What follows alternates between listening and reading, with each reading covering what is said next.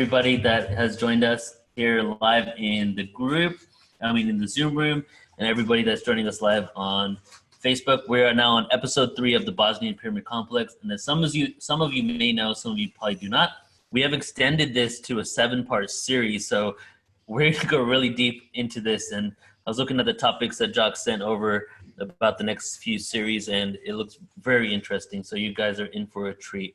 So without any further ado, Jock, take it away, brother. Thanks, Neil. I really appreciate it. I'm out here in Texas doing archaeology out here, because wherever I am, wherever we are, the ancients were. It's turning out. It's not just, oh, there's a few pyramids around somewhere in Egypt, right? We're starting to discover, and your audience understands this, that the planets, not just Earth, but the planets have been terraformed significantly by the ancients. Now, who these people were, these beings were who terraformed planets, I don't know. We have no idea who built the Bosnian Pyramid Complex and terraformed it endlessly outward from that complex. I was there for 23 months. I couldn't find an end to the building. Most people come for the tours, the tourists in Bosnian Pyramid Complex in Visoko. They go by bus or sometimes taxi to a site, to an excavation site that Semir Osman discovered the complex in 2005, is created by creating Archaeological Park Foundation and having employees of that nonprofit dig and find sites, find megalithic structures. And so those are the sites that tourists visit.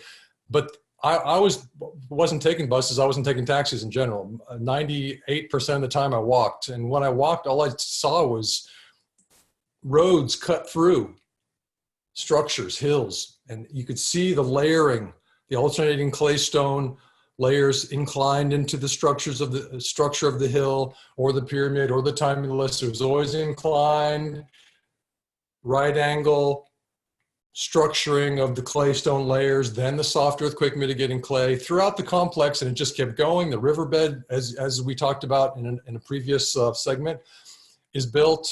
That's the Foynica River that goes right through the heart of the complex. And so there's so much terraforming, and you're just like, well, who were these people? In the sense of, who were they? Yes, the literal, meaning of that question, but my goodness, that's a lot of work. We're not going to do that much work. What human labor force is going to build the Bosnian Pyramid Complex and the 100,000 plus estimated pyramids around the world? And that's just planet Earth. We got Mars to think about, and then we got the moon, and then, the list goes on. So with that sort of somewhat incoherent and rambling enthusiasm, let me begin the slideshow. Now, this is about the scalar conundrum, not just in the Bosnian Pyramid Complex, but worldwide. But we're centering on the Bosnian Pyramid Complex because this is the first time that we have scientifically been able to detect, not measure specifically, but to detect an indication of scalar phenomena above a pyramid. It's super exciting. It just happened recently. Goran Marjanovic, he's a Serbian electrical engineer. I'm just going to run the slides, okay? So let's see. I'm just going to, do this.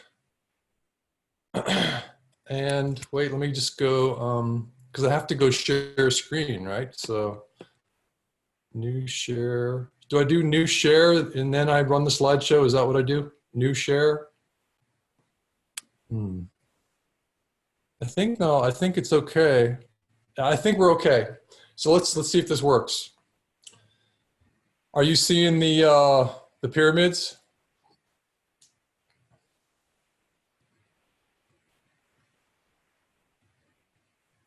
All right, so we should be okay. That's the Pyramid of the Sun on the far right there. This little tiny, we're so far away, it looks tiny, but it's the tallest documented pyramid on the planet. So we're looking from Ginye Tumulus in the Bosnian Pyramid Complex in Visoko, Bosnia, at the Pyramid of the Sun, right? So this is mostly going to be about the Pyramid of the Sun because this is where the experiments were done, discovering scalar phenomena. All right. So we'll just have more slides of the pyramid complex. We have Pyramid of Love on the left, Pyramid of the Sun, Temple of Mother Earth, and the Foinica runs right through there, meets the Bosna River, and they both go north. So we'll have a few more images of what we're looking at, and then I'll just keep talking about the scalar, and then we'll have some video from the Serbian electrical engineer.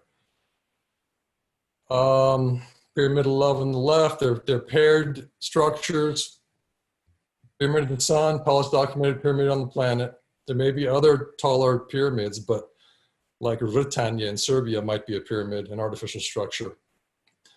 But this is the tallest documented one. Okay, now, this is Goran Marjanovic. He started the Tesla Heritage Center in Belgrade, Serbia. He's an electrical engineer. He does work with Tesla technology. So he builds Tesla machines. And there was just a video recently on Facebook where he's doing the thing that Tesla did, where he'd just sit around or sort of hang out with a light in his hand, not plugged into anything, right? And the light would be turned on by this Tesla coil, and you get close to it and it sparks out. And it was completely safe. The kids were sort of playing and just amazed by this, like he's some kind of magician. But it's like, we should already be, that was a long time ago that the Tesla was the great electric magician, you know? Should already be way beyond the fact that this is magic. It's not, it's just the way the world works, the way the universe works. So here's Goran Marjanovic having to redo what Tesla did because Tesla was buried by the bankers, you know, in more ways than one. So let's continue on. Now this is the Bosnian Pyramid of the Sun with the an artist's rendition of a scalar wave, or what Goran Marjanovic calls a torsion field, because scalar waves and torsion fields, longitudinal waves, these are all essentially the same things. I'm a playwright, so I'm getting familiar with the technology and the terminology. I've done many interviews with Goran Marjanovic because I feel like it's so important, and he just assumes that people know a lot of these terms, and I don't know what he's talking about most of the time, but I just write down what he says and then I put it in interviews. So you guys can find my two interviews, and I'll post them later in this slideshow. One's called The Scalar Conundrum, and it's about the Bosnian Pyramid of the Sun. And then the second one's called The Scalar Conundrum, Who is the Real Nikola Tesla? And it's Tesla and the Pyramid of the Sun are so intertwined, as we're going to see in this talk. Okay. And not just the Pyramid of the Sun, but because it's a scalar wave generation machine, probably like other pyramids, which is the one where we found the indication of scalar waves. That's why it's connected to Tesla, because Tesla was studying what he called standing waves or non-Hertzian waves. And other Russian researchers, Gennady Shipov and Anatoly Akimov, have called them torsion fields, okay? And AKA scalar waves. So all these different names for essentially the same phenomena. We'll get into detail about what that is. Now we have a video coming up. This is going to be Goran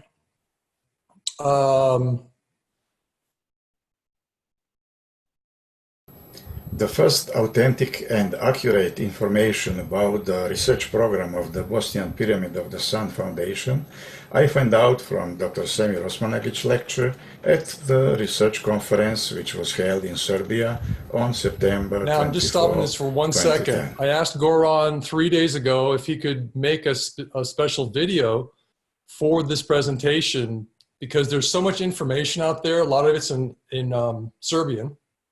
You know, the other half of it's in English, and it's really deep, it's really technical, and I'm trying to bridge all this technical information for the public to get it out there in a way that's somewhat digestible. So I just try to write it and take his words and I check with him and I say, can we say it this way so that we can get the understanding of it out to the general populace who doesn't have a lot of technical terminology, you know? And so we sort of put together these interviews and video interviews over the past few years too, where he talks about this. And so this is Goran Marjanovic, Serbian electrical engineer. And he's giving us the straight scoop on the chronology of what happened so we can all sort of get a basic intro to what he was doing, what he wanted to do, and what he accomplished.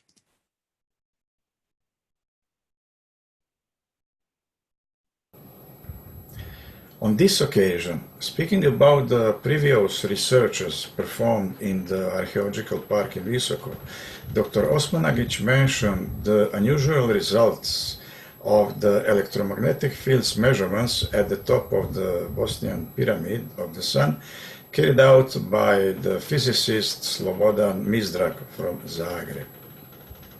In the spring 2010, he detected and measured the electromagnetic beam of 28 kilohertz, which passes through the top of the Bosnian pyramid of the Sun within a radius of about 4.5 meters.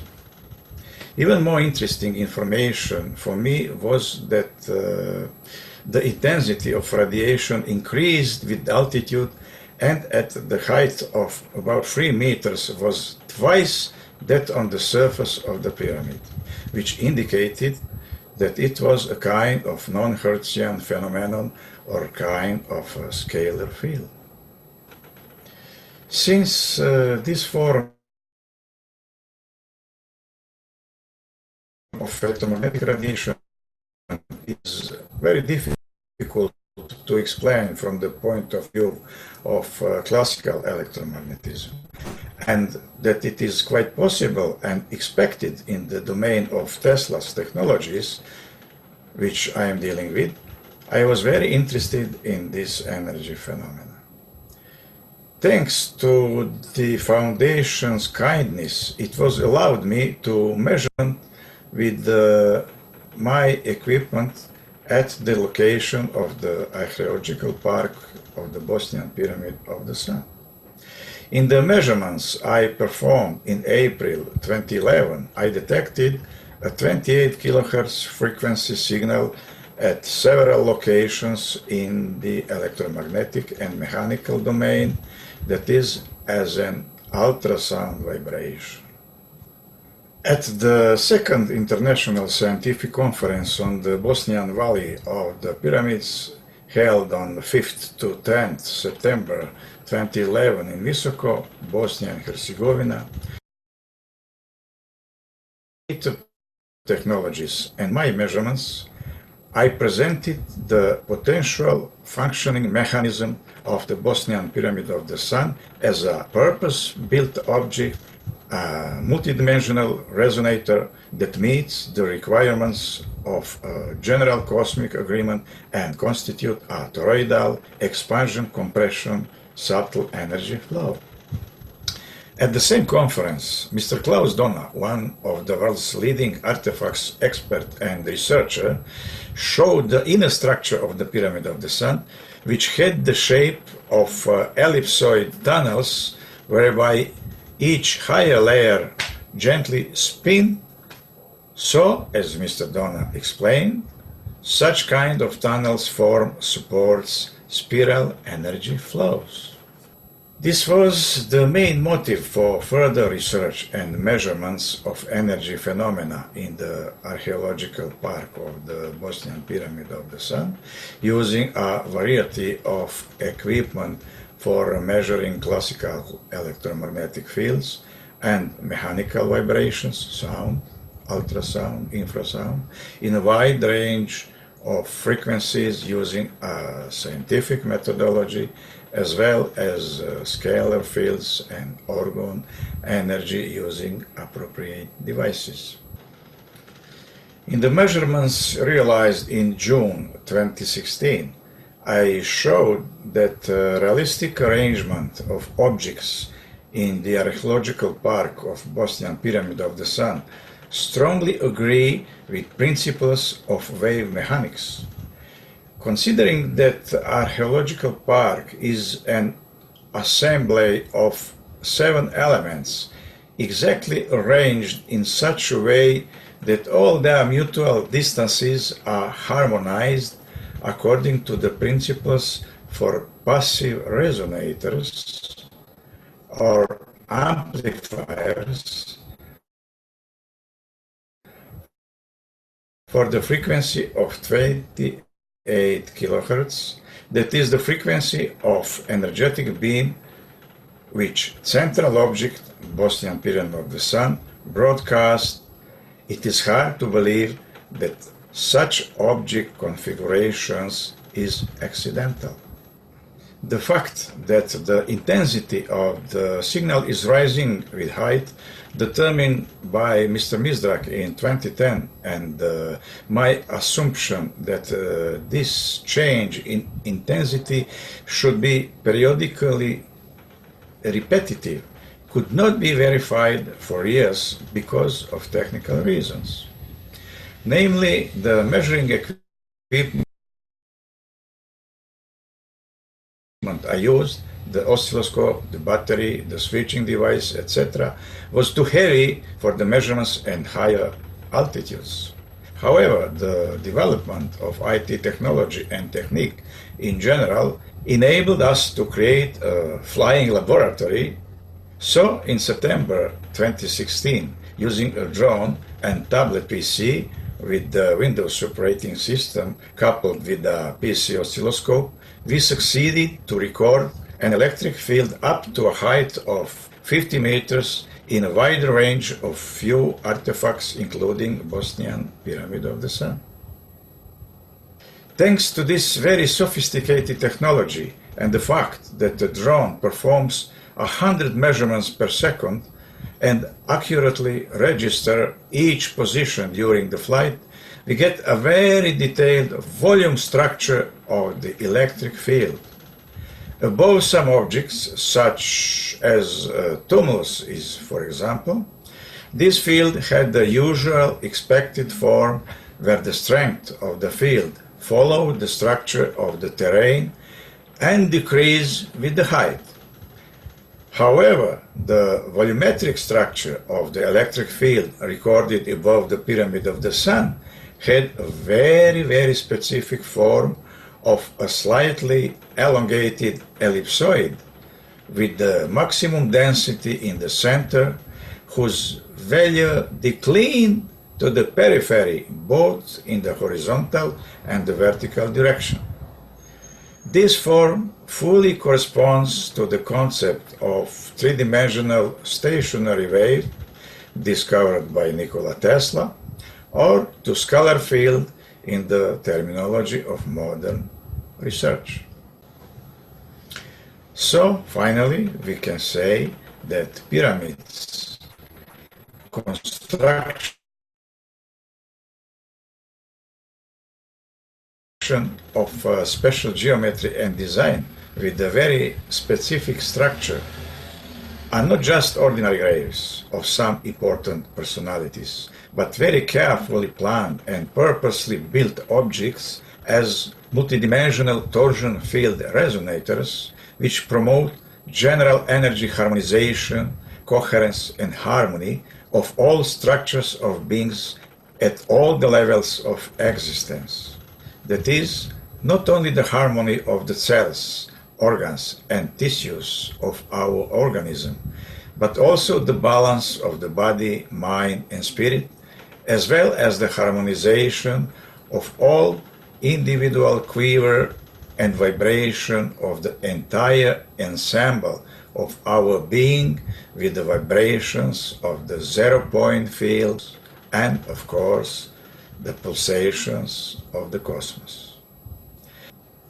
On the basis of the torsion waves' passive reinforcement, pyramids provide a general connection of everything that exists in the macro and microcosm, or in some of the spiritual forms within and around us instantly, regardless of the spatial distance and the level of existence. Thus, pyramidal structures as quantum machines became much more important and more purposeful, holistic objects, keepers of the biological matrix of life and hotspot elements of cosmic internet for the benefit of the planet Earth and for the benefit of man of today and of the future. Thank you very much.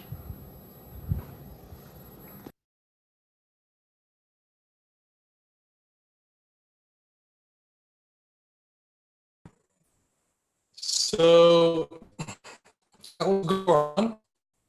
I'm just going to make sure that we have more things coming up here. Let me just skip through them again because, all right, so Goran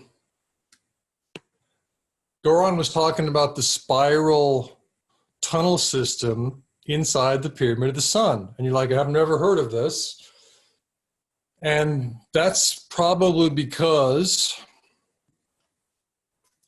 we have not been able to, we, the Archaeological Park Foundation, which is the Bosnian NGO nonprofit organization, which Dr. Semir Osmanagic started in 2005.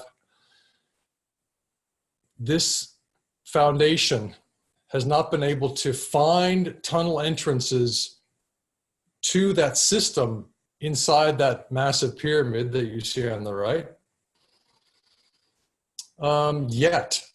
Now, behind us and to the right in this photo, essentially northwest of the Bosnian Pyramid of the Sun, because we're looking south right now, is the entrance to Ravne Tunnel Labyrinth. Now, you may have heard a lot about this tunnel system because there are a lot of healing properties in it, and Dr. Osmanagic has been, with the help of volunteers and employees of the foundation, has been excavating the loose fill-in material from Ravne Tunnel, 2.5 kilometers away, for, let's see, ever since 2006, so that's 13 years.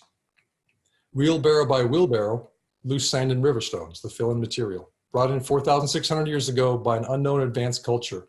The tunnels themselves were probably built at the same time as the pyramid complex, 34,000 estimated years ago. That's carbon dating that we found around the complex. Specifically fossilized leaves between the concrete blocks on the Pyramid of the Sun. So that gives us that date, 34,000 years estimated. Now, the tunnel system of Ravne Tunnel Labyrinth does connect, House Dona found out, to the Bosnian Pyramid of the Sun tunnel system, that spiraling tunnel system you saw with all those different colored lines. Those are different depths, and I'll go into that. He did 2 ground penetrating radar scans. He was kind enough to ask a friend who works for, he won't tell us any of the relevant information because it's not, it's confidential for reasons that I don't really know. But he works for a company, not the military, that has satellite, military grade ground penetrating radar technology. So they can see pretty much anything below the ground for hundreds of meters or more. Gold, bones, tunnel systems, caverns, anything. And they've found gold and then gone to see if it was gold, and it was gold. They're not looking for gold. They're trying to find, Klaus Dono is trying to, figure out who we are, just like a lot of the other independent researchers around the planet. So we need to engage our past, and that's what he helped Semir do. So in 2011, he came and presented in this little town, this little village of Visoka, Bosnia, he presented those images of the tunnel system in the Bosnian Pyramid of the Sun. And then in 2014, did another ground penetrating radar scan showing that that tunnel system inside that pyramid connects by one single tunnel all the way 2.5 kilometers northwest to Ravne Labyrinth. So all we have to do, we the foundation, is find the connecting tunnel amongst this huge labyrinth of tunnels with just endless branching passages that goes to that single tunnel to the Pyramid of the Sun, and possibly that tunnel will be open. It might not be plugged like 90% of Ravne is. So if it's open, we'll just be able to walk, once we unplug the opening to the long tunnel to the Pyramid of the Sun, then we can just walk in, walk 2.5 kilometers and just walk under the Pyramid of the Sun and see what we find. It'll be amazing. It'll be absolutely amazing, because it will happen one day. It's just a question of when. If it's plugged, it'll take another 20 years, 30 years to take wheelbarrows of that stuff out. It'll just be really, really hard to do. So the white lines that you saw, that spiral, that essentially what we could say imitates or mimics the Fibonacci spiral, the Fibonacci numbers that form spirals in nature. 1 plus 1 is 2, 1 plus 2 is 3, 2 plus 3 is 5, 3 plus 5 is 8, et cetera, et cetera. It's just adding. It's essentially stacking. It's like the sunflower seeds that you see. Nature said, we have this urge to stack really, really tightly, stack things. That's what the number system does. In nature, it stacks really tightly. So it stacks all those sunflowers in a certain pattern, which then looks beautiful to us because it ends up being a spiral pattern. And that's also what the golden ratio is based on. Those rectangles that get bigger and bigger that you guys all know about. So we have this essentially Fibonacci sacred geometry, we could say. And there's a video by Semir Osmanagic called Sacred Geometry. I think it's in the Bosnian Pyramid Complex, pretty sure that's what it's called. And he gives you the details of that, different structures. And so we have that spiraling of the tunnels. The white lines that you saw, 10 to 15 meters deep, those are some of the shallowest tunnels. The white ones and the light blue ones are shallow. The other ones are up to several hundred meters deep. So black and the orange. So that spiral is very near the surface comparatively to the other tunnel systems, tunnels in that system in the Pyramid of the Sun. I'm just gonna move forward. Another view of the Pyramid of the Sun from Visoko. Oh, how did that slip in there? This is just for fun. So do you believe then that what you're looking at? This is an interview to keep going with the scalar information. I did an interview on Midnight in the Desert with Dave Schrader recently, and I decided that he was so excited about the scalar phenomena, I decided to put some images to the audio, because it was just an audio radio show, And so I spent a long time actually putting images and video to the audio so that people could access this, and it's all about the scalar information. So let's go forward with that. And there have been belief systems in the layout of these type of structures that they may hold the key to their origins and why they were built. Some of them are in certain shapes. There's Wayne Herschel and many other speakers that have done this, but Wayne Herschel, who had written a book called The Hidden Records, talks about the fact that if you look at all of the structures from the Mayan, the Aztec, the Egyptian, and some of the other native cultures, maybe this is a key code where we came from, who may have been here and helped. Is there any kind of structural formation that you're able to follow in this that might tie in with these other foreign cultures that should have no way to communicate back and forth, no way to say, hey, we're all doing this way? Is there any tips or hints into the structures that way for us? There is. It's not exactly a star map, though. What we have is research into scalar phenomena in the Bosnian Pyramid Complex. This electrical engineer from Serbia, Goran Marjanovic, has equipment that can not directly measure scalar waves, but he can measure associated electromagnetic phenomena. Now, scalar waves are non-Hertzian waves. And I'm going to explain exactly what that is. And this is also equivalent to standing waves. This is Tesla's standing waves or non-Hertzian waves. This is what Tesla was talking about when he spoke about non-Hertzian waves. Well, standing waves are like an accordion that's being, it's pulsating.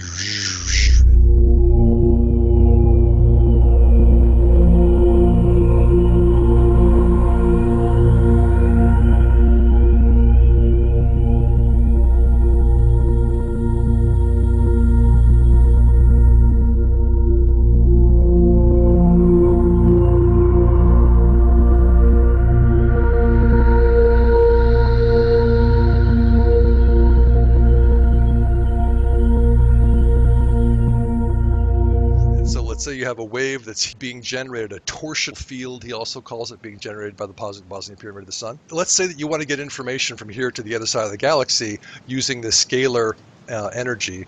You don't have to do what light or radio does and go up and down and up and down and up and down, and then, so it takes time to get there. It takes as much time as light takes to get somewhere. It doesn't need to do that. It doesn't have to go from A to B. It's already at A to B.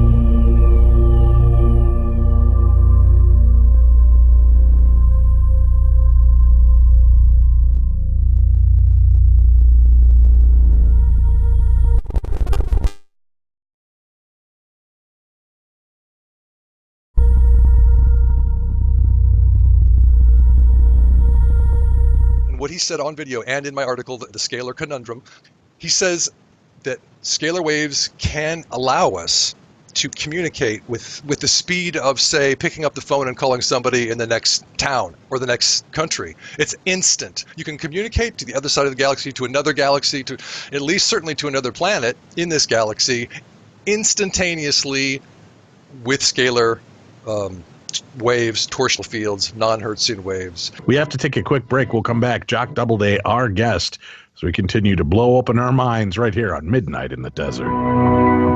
If this kind of wave exists, if this kind of technology existed at some point or continues to exist, are we seeing any other places on Earth where this terraforming non-natural terraforming has taken place? Are you able to kind of connect dots that way?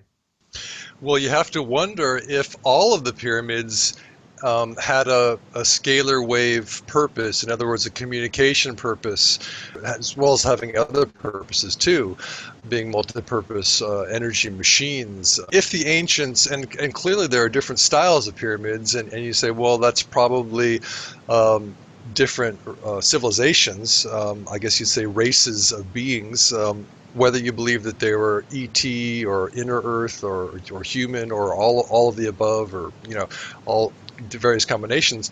These are different styles. Did all of them want to use pyramids as communication devices? We just don't have any idea.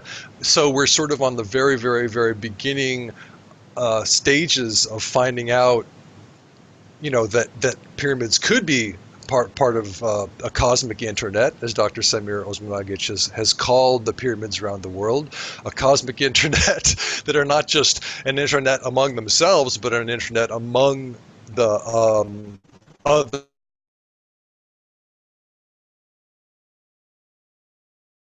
planets in the galaxy and perhaps beyond. So these are almost like a radio tower. Yes. And a directive energy field. Correct. Is there something that we can do to help spark these back to life, to beam up messages or engage that energy field again? Well, we have the beam working on the Bosnian Pyramid of the Sun, and so it's about I think it's about 3 meters wide, and it's a very, very clear difference, but it's an electromagnetic measuring. Like I said, you can't directly, with our equipment, we can't directly measure scalar phenomena, scalar energy, torsional fields. We can measure electromagnetic phenomena, and what we find is there's a 3 meter wide beam coming out of the Pyramid of the Sun, and that was discovered by many different teams of researchers. So there are all independent researchers from different countries, and they've all found the same beam. So that's pretty amazing, first of all. Then, in 2017, what Goran Marjanovic did... okay, well, wait, they're finding this beam. Yeah, Where is it directed? Aha. Well, I'll give you that in just a moment because You will give it to me that'll now, tie in. sir. Okay. That'll tie in. That'll All right. tie in.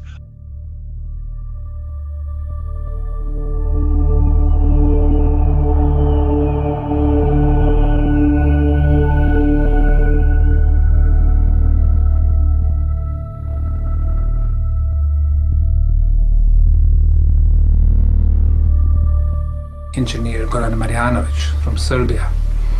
Also, he noticed that energy beams in a tumulus in Vratnica is oriented towards the Sun Pyramid. The one on the pyramid of the Moon, again, towards the Sun Pyramid. And we have the bell tower, and that beam also is moved towards the Sun Pyramid. It seems that they've been doing the support to the biggest pyramid on the planet. So that pyramid can send its own energy beam to the universe.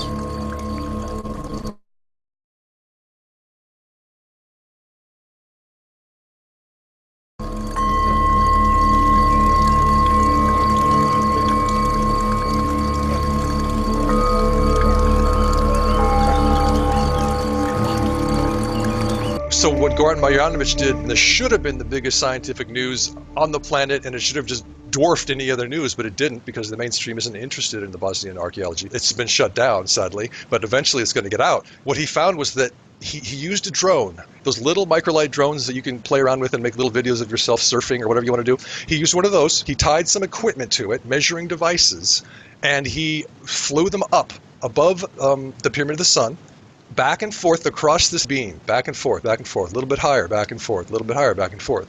And what he discovered is that the beam is not a straight sort of column of energy that's going out or coming in or both. It's a repeating ellipsoidal shape. So if you can imagine a DNA helix, if you look at it from the side, it looks like ellipsoids joined. So it's like a helical structure. It's a geometrical shape. It gets wider, it gets narrower, it gets wider, it gets narrower. It's a beautiful, clear, measured shape that science has completely ignored because there are no pyramids in Bosnia. There's the accordion, right? The ether, and there's the scalar waves, the accordion player. So, and that metaphor was, I checked in with Goran. I said, is that okay to use use that metaphor instead of the technical terminology? And he said, sure. So, and I also checked in with him about a quote, you'll see this later, that I put out on a meme about Tesla and scalar waves. And I said, am I just talking nonsense here? Is this true, what I said on this meme? Because I posted it on Facebook and maybe it's not even true. And he's like, it's roughly true, you know. He doesn't really know. He would have to engage in University Goran to like get me up to speed on all the technical aspects of this. But also, I think that it's such a new field that perhaps it's very, very difficult for any language that we have on the planet right now to describe what's happening. And so we come to something like what Goran ends up saying, it's a breathing regime. Breathing regime. That doesn't sound scientific at all, but that's what he has to come to because that's what it seems to be. That's the best description he can come to. When he gets through with the math, he's like, it's like a breathing regime.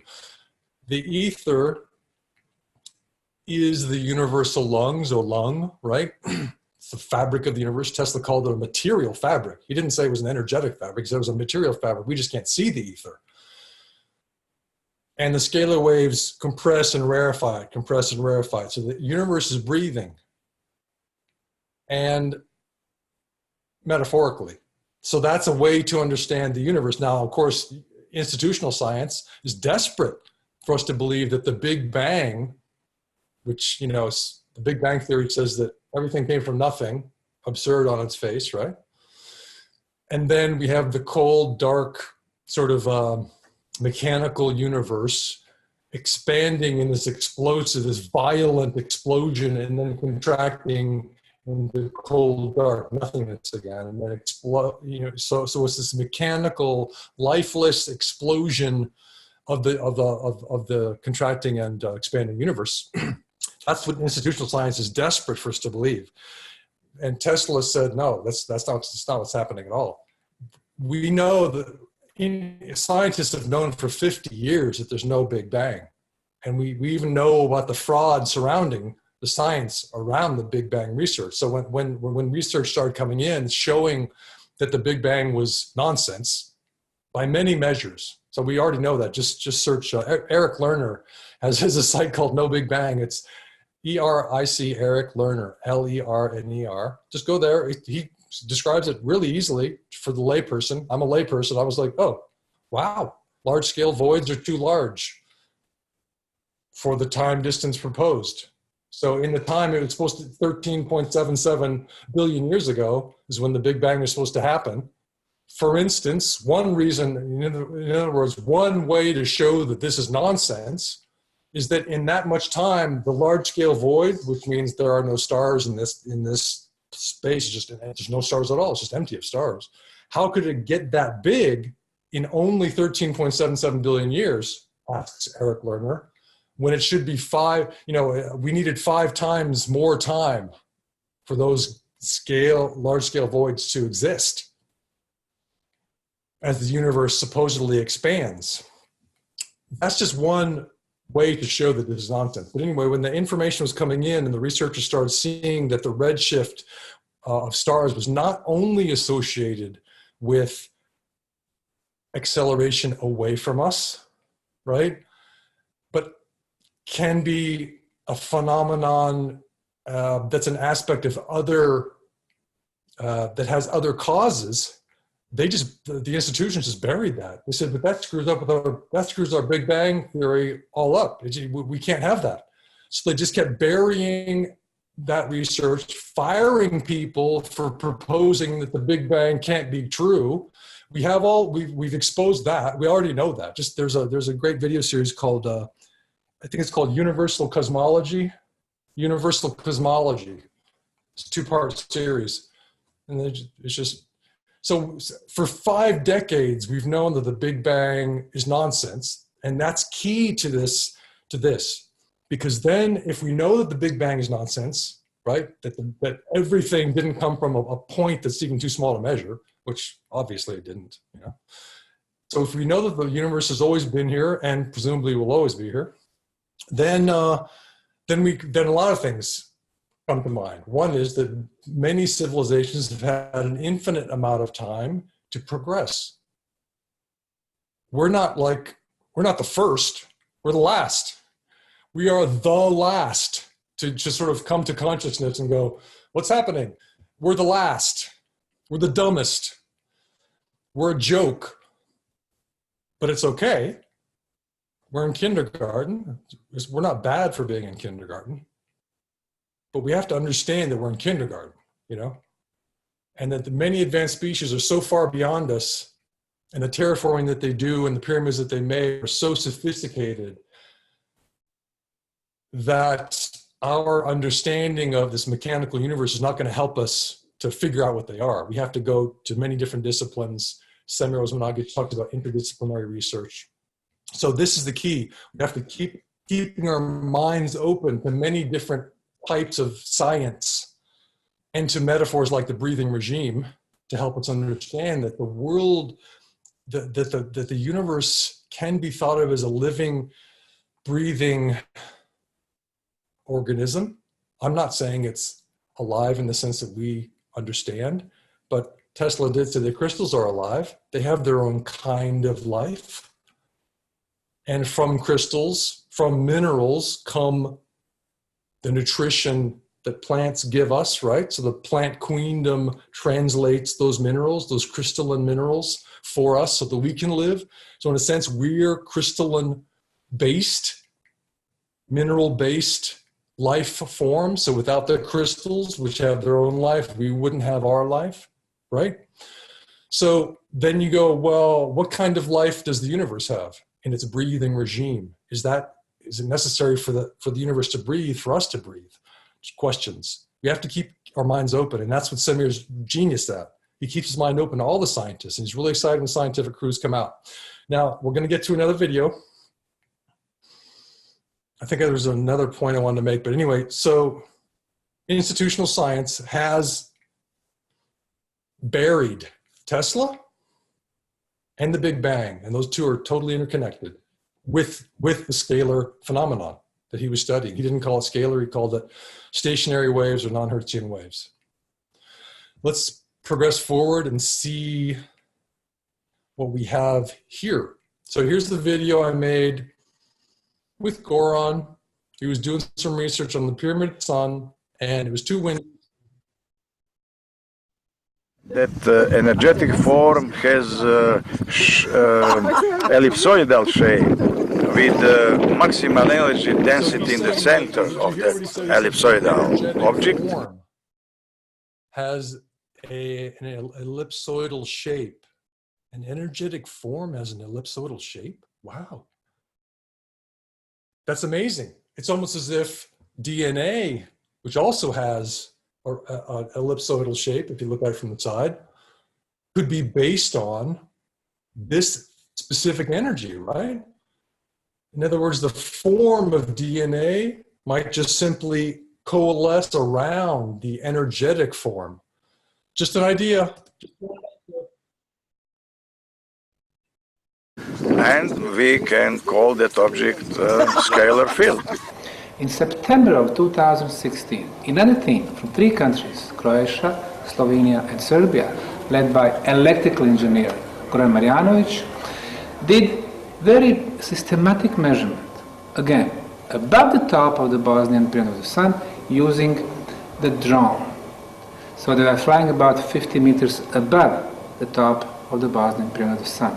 The way they were doing it, they would fly a few meters and then going left, right, back and forth for about 50 meters. Another few meters, left, right, back and forth. That way they covered a huge area around the top of the Bosnian pyramid of the sun. And these are their conclusions. This energy beam, but this particular time this is electrical field. It goes like energy beam, 4.5 meters wide, and then it starts to expand.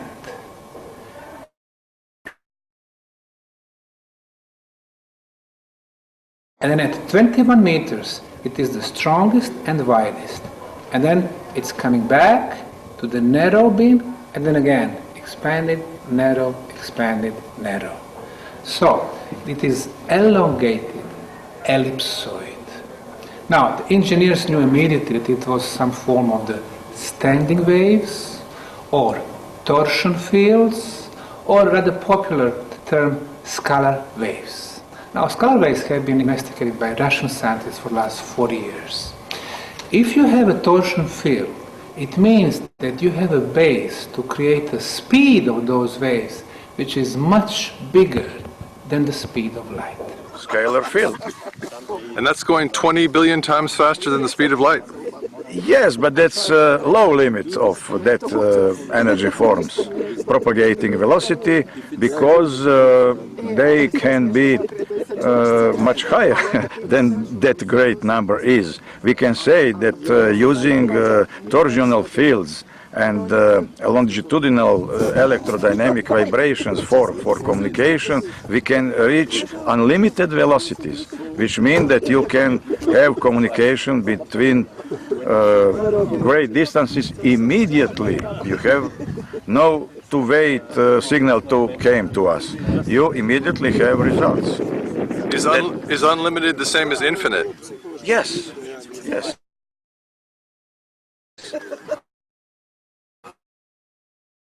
Yes, that's our reality. And would we have to put energy into the scalar wave to make it go faster, or is it just we just hitch a ride on the scalar wave with our communication? No, we don't need no energy. This is a different kind. Amplitude or strength of the signal is not important here, but only the frequency and the phase between phase change in during the wave propagation. Super. And this this beam, the 28 kilohertz beam that's coming out of the pyramid of the sun, Semir says it's following the sun? Moshe?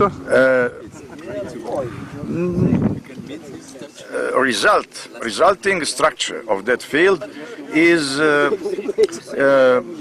result of interaction between that beam and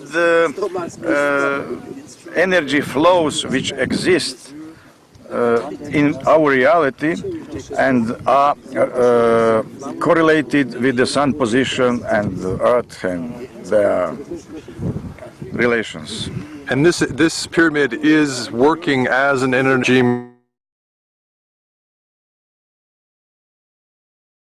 machine right now. Always, because you don't need to produce energy.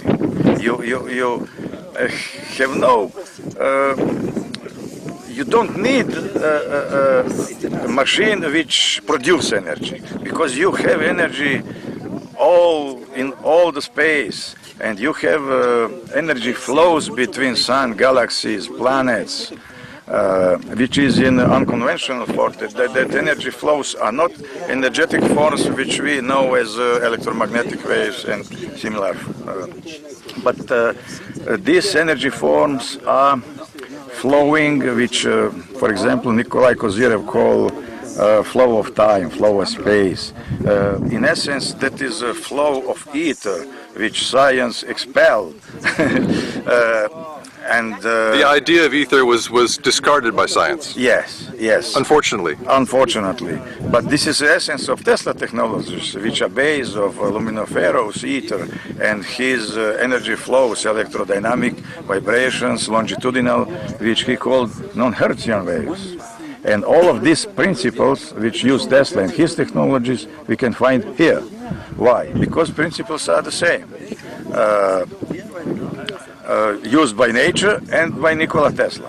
Why? Because this is a resonator. This is a resonator, but multidimensional resonator, which amplify the energy flow which exists and amplify them, filter them, etc., etc. Same principles. Tesla has in his machines. He applies the same principles which nature used here. Tesla applied in his machines, and which we know the best was magnifying transmitter is Colorado Springs, and main part of that machine is extra coil. That's lambda quarter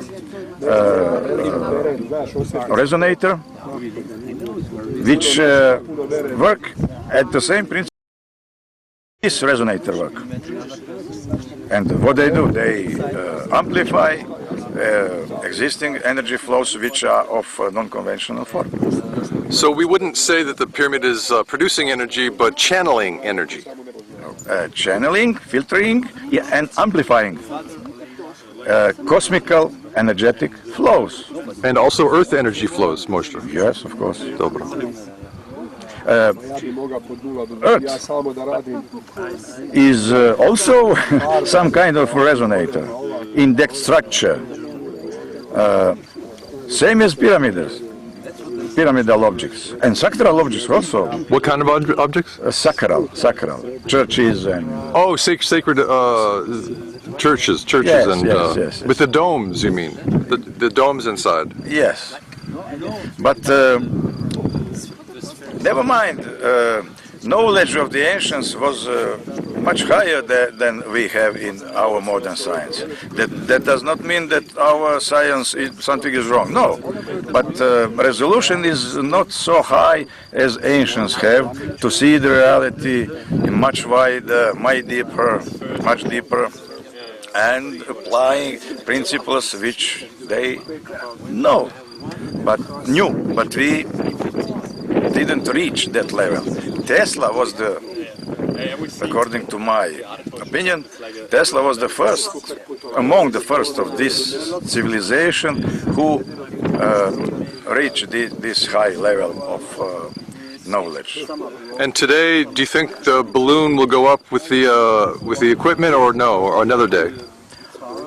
Looking at the sky, I think today we cannot fly because wind is too strong, and we have to do our measurements next time. And what But we don't hurry. Why? Because pyramids don't go nowhere.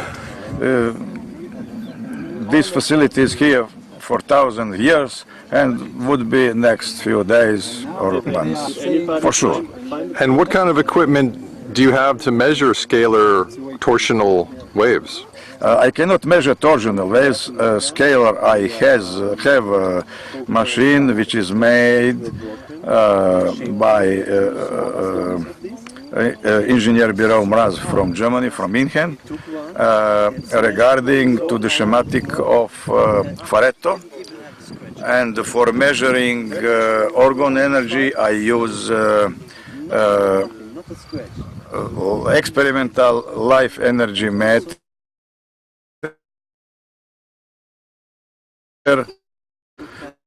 made by Heliognosis from United States. And for measuring ordinary electromagnetic fields, I use ordinary equipment from laboratories from Germany, from Europe. And the scalar waves and the torsional waves, they're not the same thing? They're different measurement equipment? Or is it the same, the torsional and scalar? That's a different names for the same phenomenon.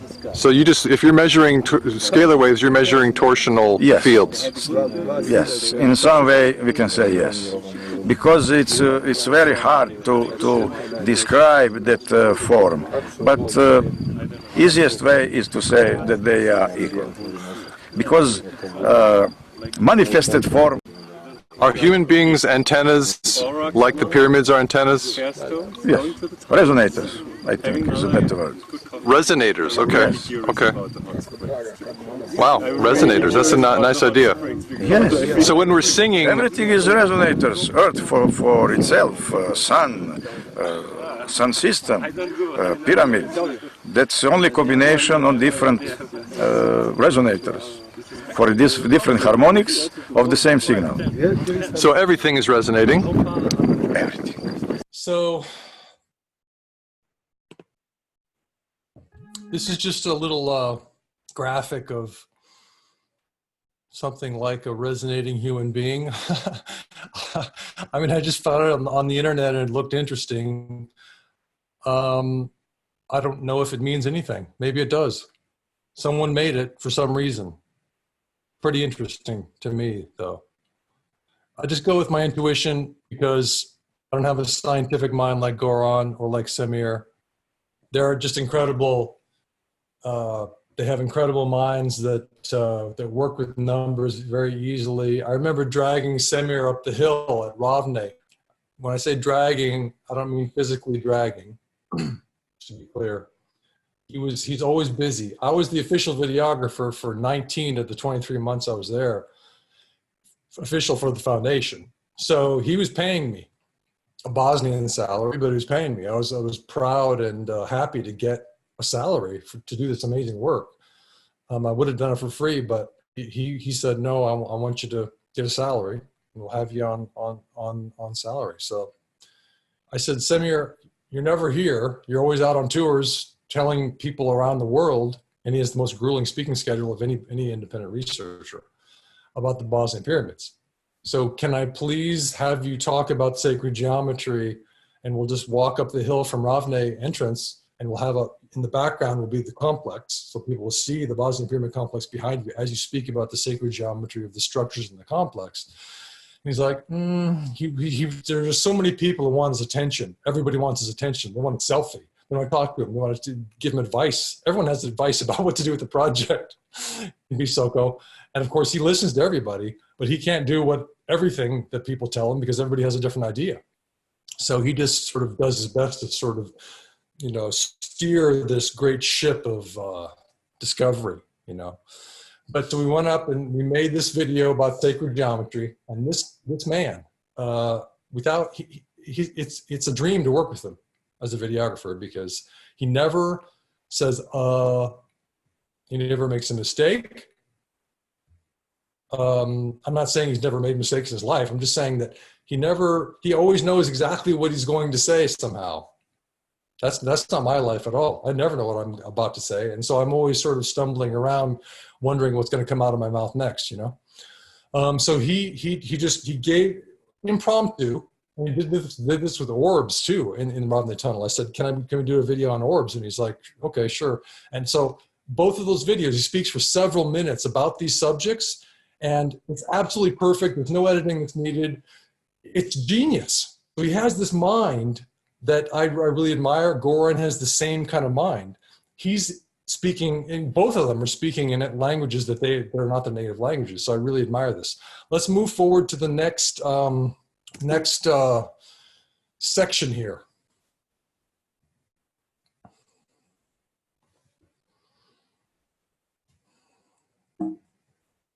Is it going or?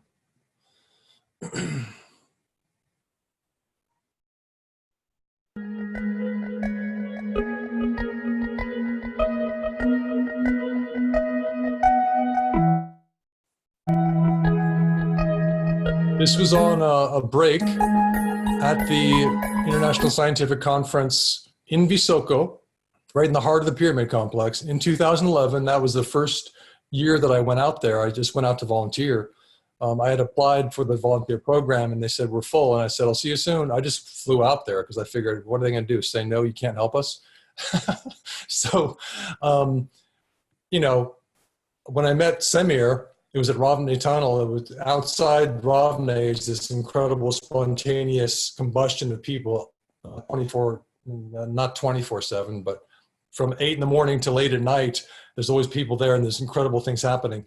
And Semir was out there. A lot of people were mobbing, and there's 20 people. There's always people who want to talk to him. You know, tourists and employees. They got things to ask him. He's got 30 employees for Archaeological Park Foundation. So I couldn't get to him to say, I'm here to help. I'm that guy that emailed you. Of course, 200 emails a day, you know, so he wouldn't know what I was talking about.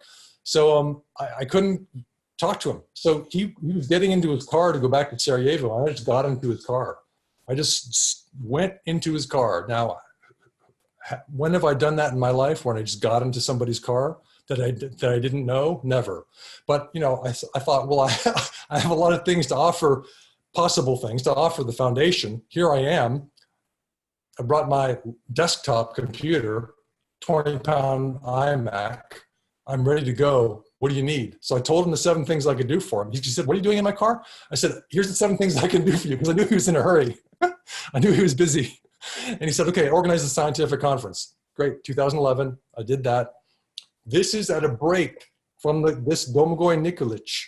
They put the last name first. And so Domagoj is, I guess, his last name, and Nikolic is his first. I think that's how it works. So he's a Croatian researcher.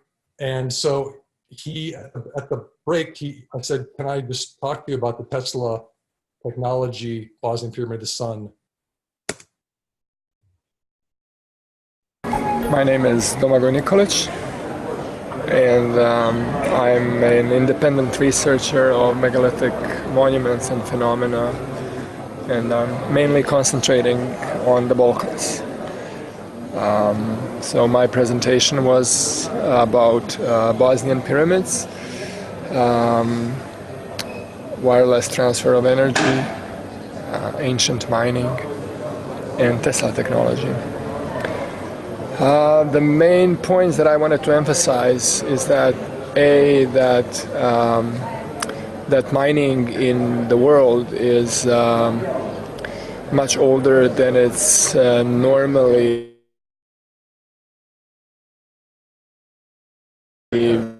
considered by mainline science and general audience. We have evidence here in the Balkans of mining going as far as 40,000 years back in the past. Then I also wanted to make a point that there are other magnificent monuments here in the Balkans that are a network of magnificent sites that is the Bosnian Valley of Pyramids part of. And all of these sites seem to have a magical purpose, which is technology. because technology cannot be distinguished from magic. So Bosnian Pyramid of Sun is very similar in its main structural element to a device that was constructed by Tesla in Long Island, New York, called the Wardenclyffe Tower.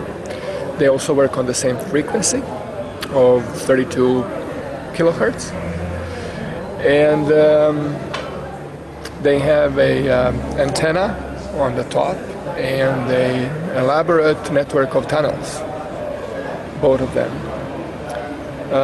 Bosnian Pyramid is a bit more sophisticated in that it used sun as the energy, whereas Tesla's Wardenclyffe Tower had its own independent generator. But they're very, very similar, and it's still mystery why Tesla built this tower, because the records are missing.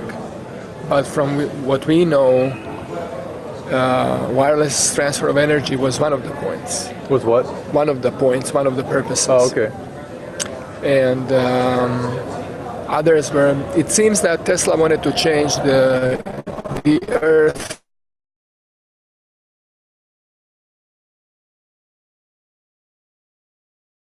potential, and in order to impact on the consciousness of mankind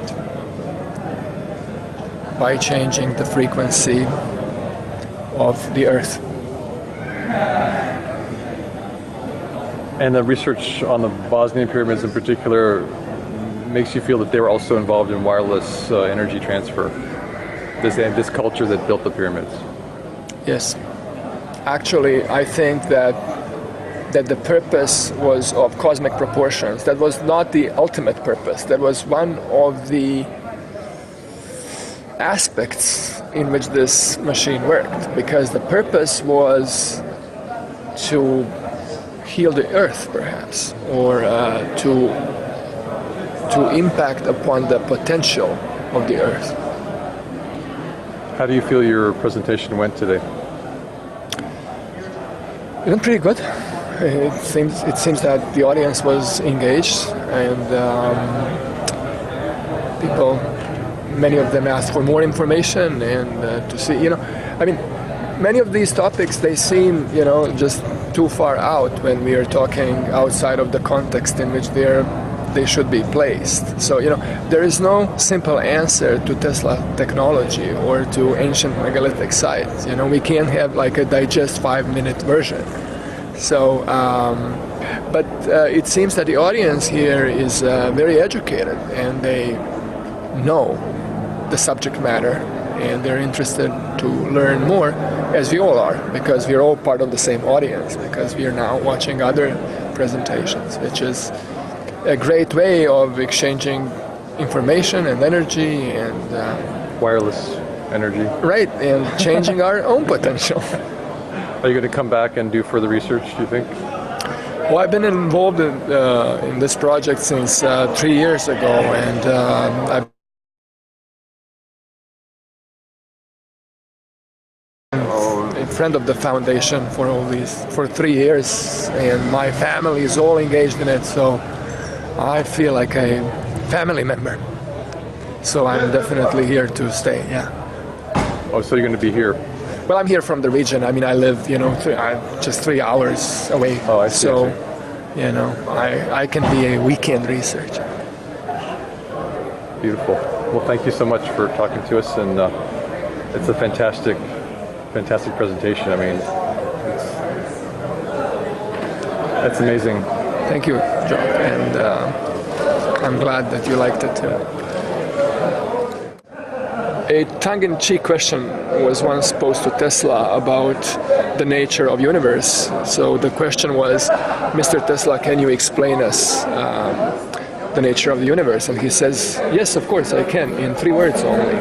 Vibration, frequency, resonance. That's all that exists.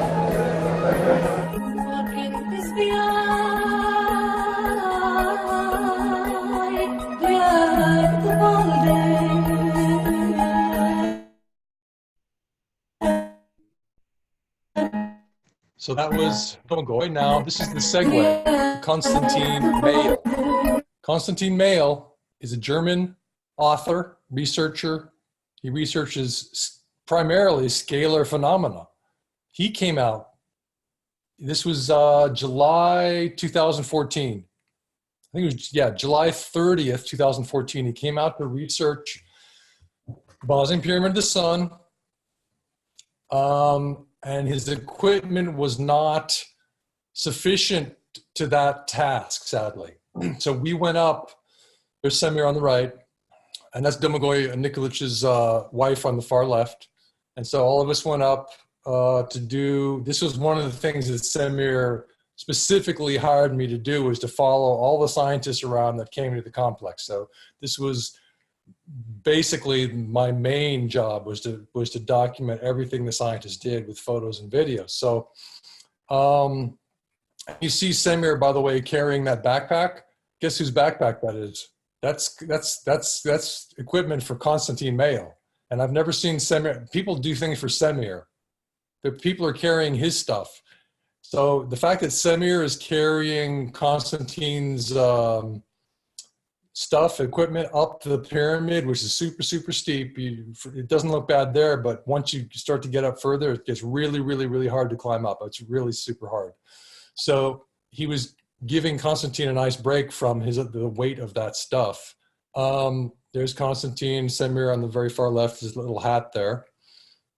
Okay, here's Constantine on the top of the pyramid. Now that stuff you see is not part of the pyramid, that stonework. That was created, oddly, just a few years before by the city of Visoko, because the mayor had been against the project, the Bosnian Pyramid project, but she's since, the mayor of the town has since switched and is for the project now. But previously there was some problem with wanting to protect to protect what they call Visokita Hill from digging. They didn't want Semir to dig there. They're like, don't dig on this hill.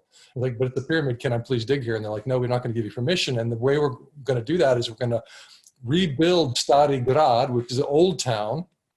So that this is the rebuilding of Old Town, this medieval structure that was there. This is a modern renovation of Stari Grad, Old Town. So of course, Stari Grad, Old Town, is not old compared to the pyramid. It's just this little tiny pinpoint of stuff on a gargantuan pyramid, and you can barely even notice it. But what the city did was they said, because this little pinpoint of stuff is now rebuilt, we're going to protect the entire hill, what you call a pyramid, Semir, from your archaeological digging. So this is why they rebuilt it. But now finally, thank goodness, I believe it was just last year.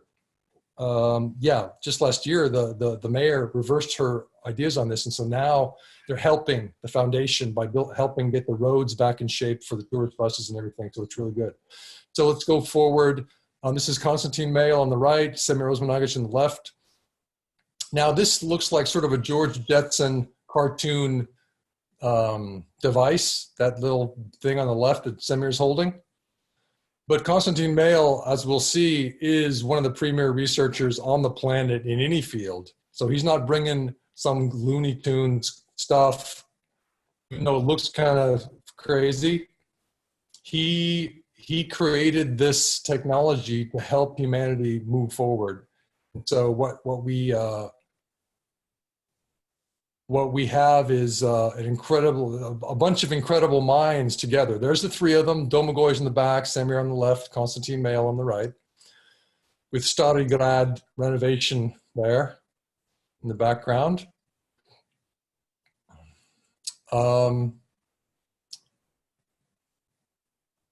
Then Semir took him to Ravne Tunnel. Thought I would just throw these in just so you could get an idea of what's happening. You can see Semir's concentration on what Constantine is saying. He brings certain people into the tunnel himself, gives them certain people personal tours of the tunnel. And then he listens to what they say. Semir has his own ideas about what Ravne Tunnel is and the aspects of it. It's super mysterious, many, many, many mysterious things in there.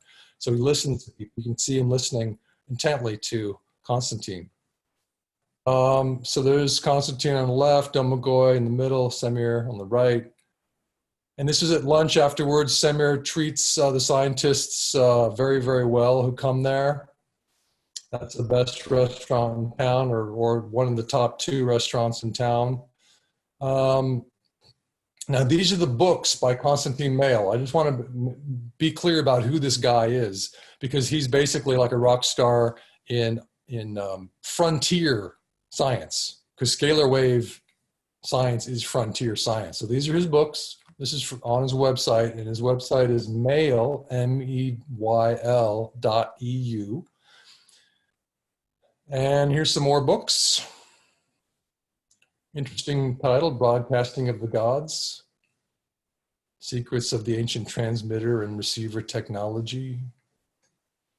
DNA, he talks about DNA and scalar waves. Then here's something, the War of the Scalar, I think I looked this up in Google Translator. I think this is the war against scalar waves, but it wasn't really clear from Google Translator what that means. More books, scalar wave medicine. Wow, what a concept. More scalar wave technology, DNA and cell resonance, communication of cells explained by field physics, including magnetic scalar waves.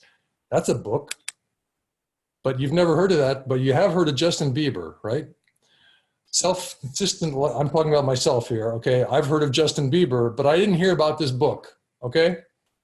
Self-consistent electrodynamics, scalar wave transponder. These are books that he wrote, and many of his books are translated in different languages, and that's another one just called Scalar Waves. So he's written many, many, many books on this phenomenon.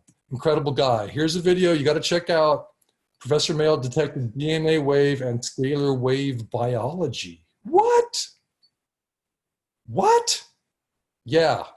And that's been up since 2012. Let's see, it was Justin Bieber. It'd have, I don't know, 20 million views, 17,415. Okay.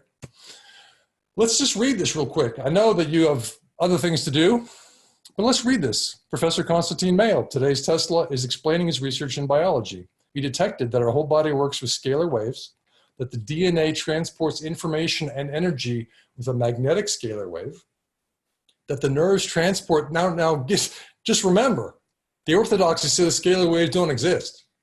We're going to get to that in just a moment, and then I know that the time's up, so we're going to get through this quickly. But the nerves transport scalar waves. Wow. That the nodes Ranvier detected indicate a standing longitudinal wave equals scalar wave, and that bioresonance medicine and homeopathy use scalar waves. What? This interview is extremely important for doctors. Yes, and will any of them listen to it? Because Mehl has found the missing links in how the human body is functioning. Well, that's a pretty grand statement. If it's true, it's pretty important, right? How many views did he get? But it is also important for teachers to understand why the kids have ADHD, blah, blah, blah, electrosmog, victims of tinnitus, et cetera, et cetera, et cetera. Let's go to the next thing. Now, you go to Wikipedia. You say, let's find out who this guy is, Constantine Mehl. Well, guess what? Did you mean Constantine Mehl? Okay, he's in memory hold. Thanks a lot. So if you want to learn more about scalar technology, the scalar phenomenon, that's my first article with Goran Marjanovic, just an interview with him. I ask questions, he answers. I'm not going to go through all of this. I was going to read this, but our time is limited, so I can't do that. But he basically says what he said on video, but more in detail. And those brown words there, those are hyperlinked. So you can go get the real info. All that stuff, the key stuff is hyperlinked. Microlinked. There's the breathing regime. So if you want to know about the breathing, living universe, go there. Vedic scriptures. What? Scientists are talking about Vedic scriptures? It's unheard of. It's outrageous. All right, so here's the second interview with Goran, because I thought, that one interview was a real pain in my butt, I got to tell you, as a playwright, because it's science like this it's too hard for my brain, okay? I'll just admit that to you now. But I thought, we haven't got to the bottom of it. We got to go further. So we did. Got another article. And who is the real Nikola Tesla? Okay, good. Now, let's go back to Wikipedia. Hey, Wikipedia, Bankopedia, I call it. Let's find out what a scalar field is. Redirected from scalar wave. Why is it redirected? Well, because they don't have scalar wave. They don't have scalar wave on Wikipedia? Okay. So go to scalar field and go, it's mathematics and physics. In other words, suddenly it's not real. Scalar wave is not real, it's mathematical. Every point in a space. Okay, so it's not real, it's just some mathematical thing. However, they do admit physical quantity. Physical, is it physical?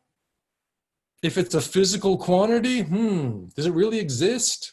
And it's so confusing. And I don't know if it's just because I don't have the mind for it, but none of this makes any darn sense to me. You can go check it out yourself. See what you think about Wikipedia's treatment of scalar waves, AKA scalar fields. Now, I was saying torsional field. I got to correct that. It's torsion field. So over the years, I'm trying to figure out what the heck's going on with the language. So it's torsion field, not torsional field.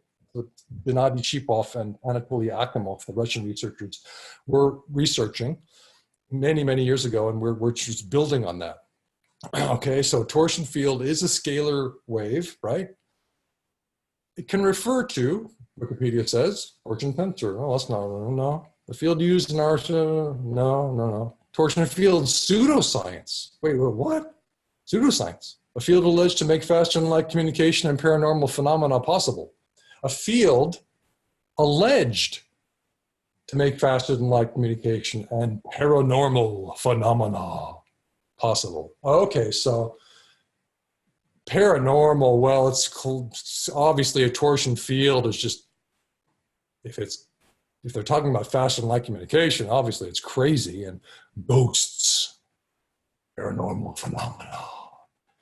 Okay, and there it is, torsion field, pseudoscience. Pseudoscience. Thanks, Wikipedia. And they tell us that Anatoly Akimov and Gennady Shipov, and they just destroy them. They destroy their reputations personally, and then they, because they always do that. They want to make you think that these people are out to scam you. I think they even use the word scam right here. The theory is the basis of a number of unfounded claims and scams. And into the modern day, so it's like Wikipedia is desperate for you to think that torsion fields don't exist. And we went through the Big Bang. Go to Eric Lerner's site, no Big Bang. Dark matter, just real quick, guys.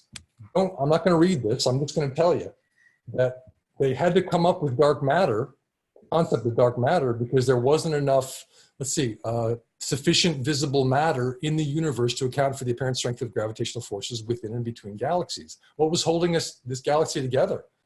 They needed more weight, and they couldn't find it. They couldn't see it. They couldn't detect it. So they just call it dark matter. So that's science. They're like, let's make something up. That's a ghost right there. It's total nonsense because they're basing this idea on the fact and you'll get this fact if you pay to become educated in sciences. You'll get this fact. The Big Bang exists. So because of the Big Bang, we have to fit everything around that, idea. We'll have to make up dark matter to give weight to this nonsense theory, the Big Bang. That's dark matter, dark energy, same thing. Institution, okay, here's my little meme. I asked Goran yesterday, I said, is this nonsense? Because I put this around for years. Today's institutional physics is like a bull in the china shop because it completely ignores scalar waves, which Tesla explained to us are superluminal, faster than light waves that create undirect all electromagnetism and all matter. So I said, is that correct? He said, roughly. So again, he's like, well, I don't want to have to explain everything to him. There it is, roughly. Roughly, yes. Okay, now a couple more things, then we're done. Just want to round it out with that remembrance of what's happening in the Bosnian Pyramid Complex. We got a double helix shaped form. And when I said to Goran in my first interview with him, I said, is it coming in or going out of the Pyramid of the Sun? He said, you can't really talk about it like that. Like, okay, I'm just a playwright, man. So there it is. That's the presentation. I hope you guys enjoyed it.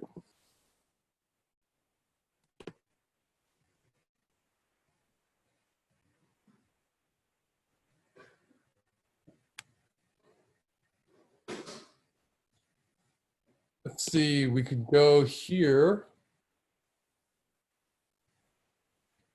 I'm just going to answer a few Q&A things. Hoping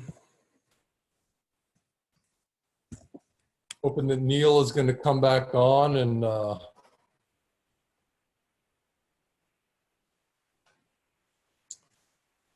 let's see. Yeah, so Neil, are you around? Well, thanks for checking in with the scalar phenomenon above the Bosnian Pyramid of the Sun, and we wonder if perhaps this phenomenon is something that is also above other pyramids, right? So I'm just gonna wait for Neil, and if you guys want to do a question and answer, a live question and answer, we can do that. And if I don't hear from Neil in a short time, then we can just call it good. Thank you so much for participating in the listening part of this. Usually I do slides, you know, just to show the data. So until now, I've been using images to say, okay, here we have the data, but there is no image of a scalar wave. So I relied on the artist's rendering. And then I said, well, I can't just have a photo of an artist's rendering for an hour. So let's have Goran speaking. Let's have Samir speaking. Let's have Domagoj speaking. So we did that. And by the way, I'm not really sure if Domagoj or Nikolic is really last name, first name, or it might be first name, last name in Croatia. So I'm not really sure. I think it's just, so we'll have to, that might be one fact that needs to be fact checked. So hoping Neil will come back. I probably just bored him to death. No, I didn't bore him to death because I know that this is actually a subject that Neil really likes. Hey, Neil. Yeah, I love this stuff. I'm here. I was constructing a desk while you were presenting. Okay. So did you get a chance to go through all the questions here? There's just a few. Yeah. Well, Brad Smith is very enthusiastic, so I answered his first thing, and so yeah. So I think we're all good there. If anyone has any more questions, I'm happy to go through them. But it's been long. I've been way over time. Looks like it's now 6:30. So yeah, this is good. And everybody, just again, I don't know if Jock mentioned it, but I mentioned in the beginning, we will be doing 7 series altogether. So you're going to be going in quite a lot more depth, right? Yeah, there's lots more to talk about with the Bosnian Pyramid Complex, and it just resonates out, topically with so many other things on our planet. And so it's so interesting. This is it's a keystone to finding out who we are by discovering through archaeology our past. Right. Yeah, and our key thing here with this that we're doing together is to really spread awareness about the Bosnian Pyramid Complex, since there isn't too much out there. It's just coming out now. So we're doing this for free, obviously, and then we're putting up on YouTube. And just to put it into kind of perspective, we started 3 weeks ago, and we have 66,000 views on the first video on the Bosnian complex. So I'm hoping we get, like from this series, 100,000 people per video watching this, and that will really create some ripples in consciousness. That sounds really good. And Brad Smith has his final question is, where is the sacred geometry video that Dr. Sam Rosmanagic or Dr. Sam Rosmanagic made? And if you just search Bosnian pyramids channel on YouTube, you'll find the sacred geometry video. It's in the scientific video playlist. Beautiful. All right, Jack, do you want to leave us with a few words before we call it a day?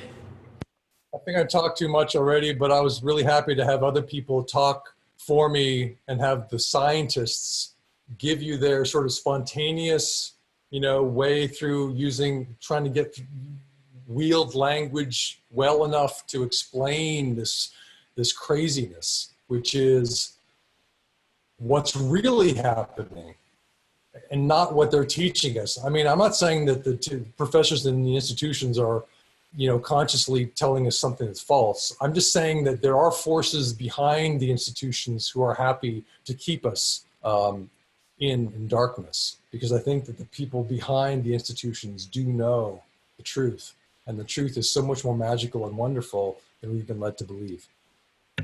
Exactly, brother. I agree. And there's a lot more to be discovered. We're only scratching the surface right now. Yeah. It's exciting. Beautiful. Thank you, Doc. I appreciate you so much, brothers. We'll be seeing you next week. See you next week, brother. Okay, thanks, everybody, take for care. tuning in. Okay, thanks.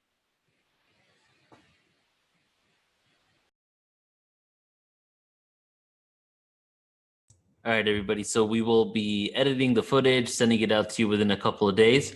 You should have received episode 1 and 2 already by now. If you didn't, just shoot us an email, let me know, and I'll send that out to you. And then we'll see you again next week for episode 3.